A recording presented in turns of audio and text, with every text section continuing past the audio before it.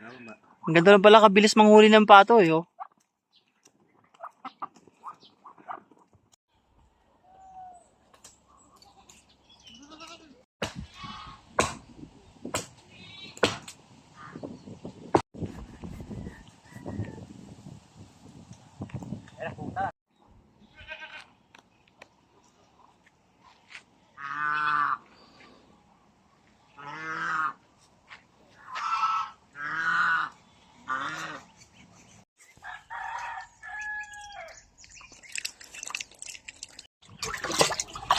Yung inupong tubig, magdidilig po doon sa kabila.